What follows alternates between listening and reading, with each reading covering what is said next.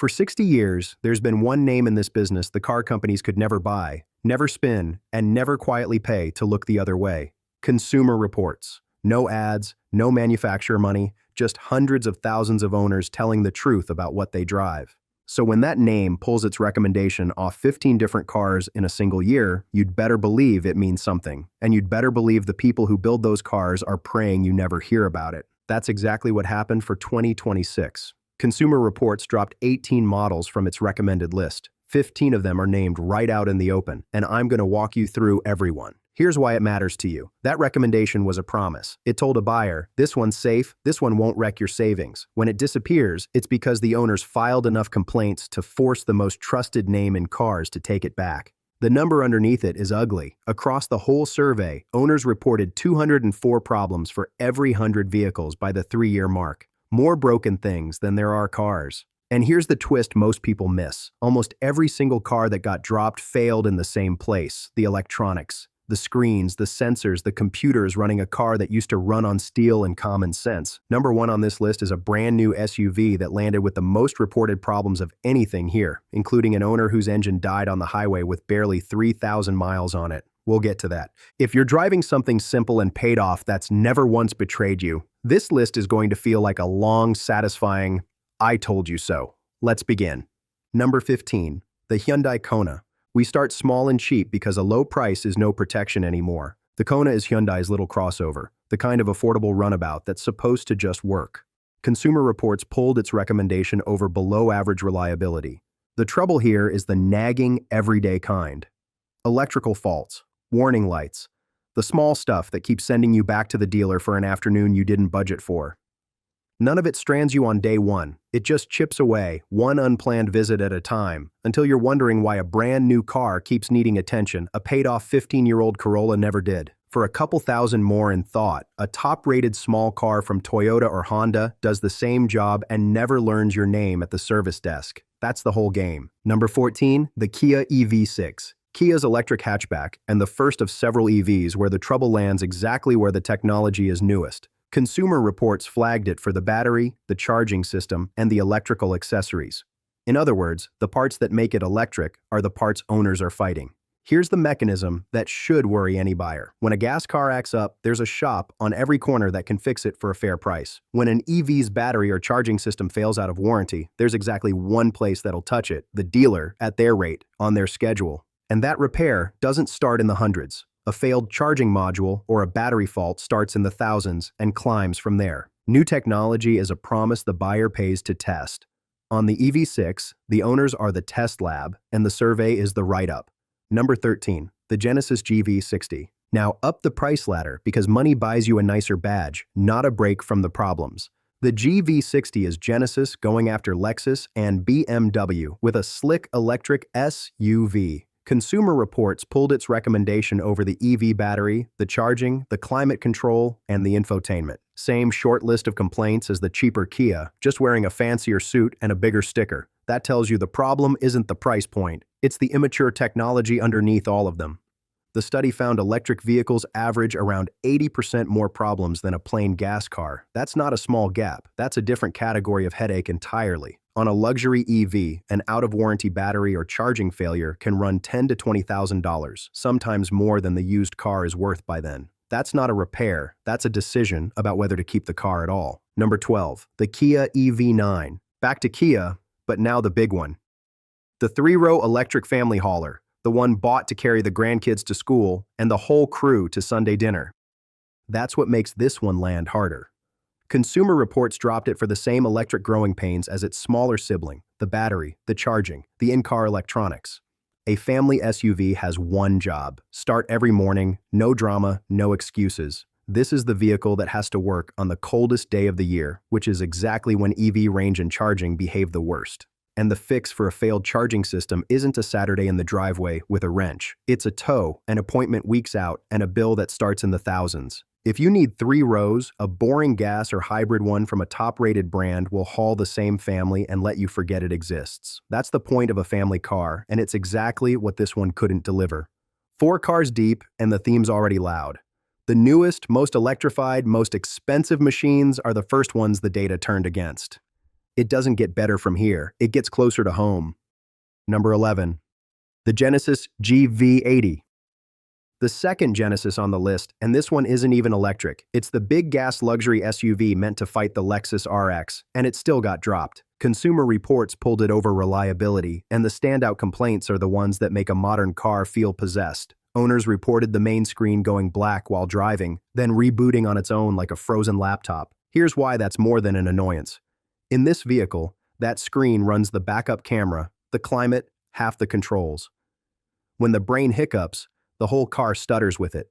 Some owners reported the thing going dead entirely, jumped and towed, then dead again, which points straight at the electrical system draining overnight. Genesis has since told Consumer Reports it believes these issues are fixed, maybe so, but the owners who lived through it already filed the reports, and a $90,000 SUV that reboots on the highway is a hard thing to forgive. Number 10. The Audi Q4 e-tron, Audi's entry-level electric SUV, and a clean example of a car that fails in more than one direction at once. Consumer Reports flagged the climate system, the electrical accessories, the in-car electronics, and the EV battery and charging. That's not one weak spot. That's a spread. We're now several EVs into this list, and it's the exact same handful of complaints every time. Battery, charging, climate, electronics. That's not 15 unrelated problems. It's one unfinished technology, rolled out too fast, wearing a dozen different badges. The Audi wrinkle is the cost of putting it right. German luxury parts and German luxury labor were never cheap, and now they're bolted to an electric drivetrain the corner shop can't service. Out of warranty, a fault here goes 4 figures before anyone even looks at the battery. Expensive to buy, expensive to fix, and dropped by the one source that used to vouch for it. 3 strikes on 1 window sticker. Number 9. The Chevrolet Blazer EV. An American one now, and this is where the reliability and the electronics collide head-on. Consumer Reports pulled the Blazer EV's recommendation, and the complaints center on the screens and the software. Owners reported the display freezing and shutting off, the climate control fighting them, and battery trouble underneath it all. In this car, that frozen screen is a genuine problem, not a footnote.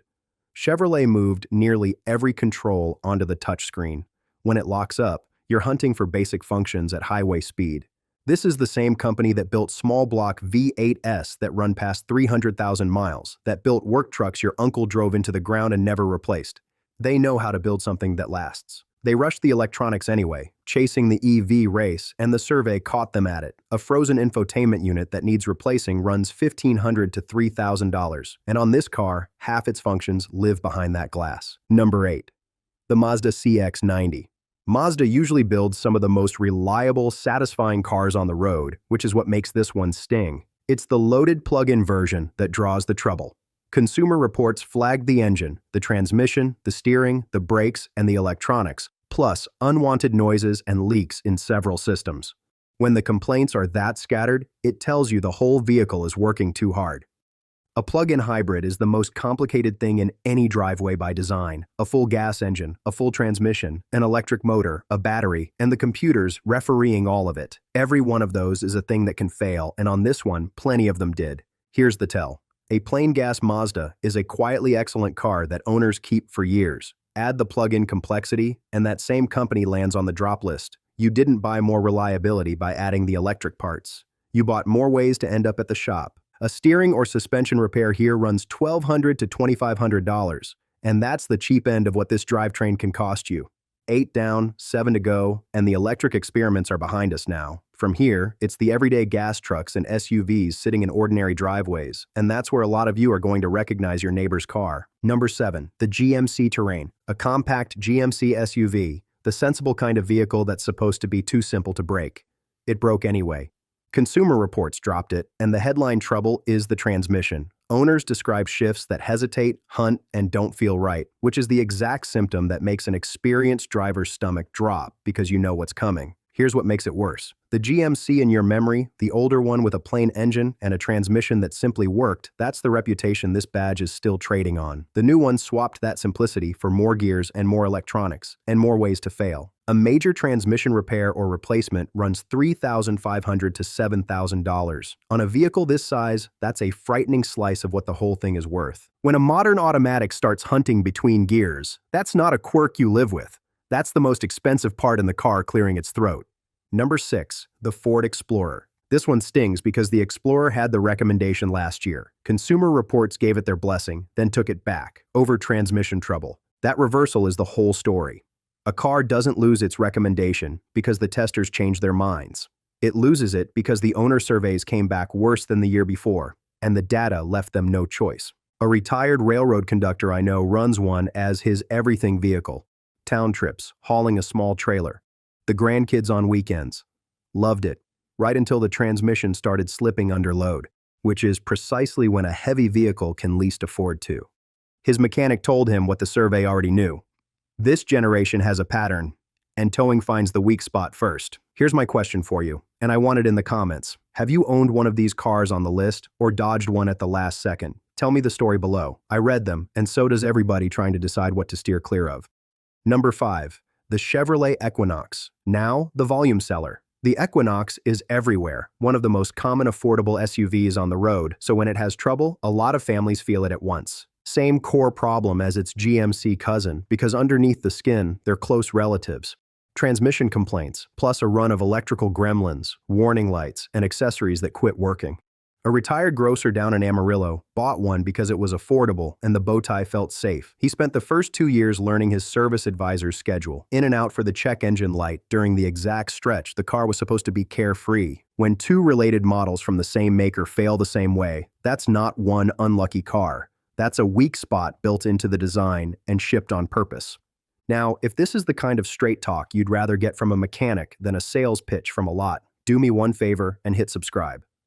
It's free, and it's the single thing that tells the algorithm to put this in front of the next person about to sign for one of these. Because number 4 is the one that hits the family square in the chest. Number 4, the Chrysler Pacifica Hybrid. The minivan, the grandkid hauler, the one vehicle whose entire job is to be dependable, and it lost its recommendation. Consumer Reports flagged the Pacifica Hybrid across the board: the transmission, the powertrain, the brakes, and the electronics. That's not one weak component. That's trouble in several systems at the same time. Here's the comparison that ought to worry you. A plain gas minivan is already a lot of moving parts. Add the hybrid system to a van that complicated, and you multiply every chance of ending up stranded on the shoulder with the whole family aboard. Brakes on these can be a $600 to $1,200 job, and that's the small one. The powertrain and hybrid faults are the ones that become a tow and a week without your only family vehicle. The cruelest part is who buys this. Families who picked it specifically to be safe and reliable, paying extra for the hybrid to save at the pump, and getting a repair schedule instead of the peace of mind they thought they bought.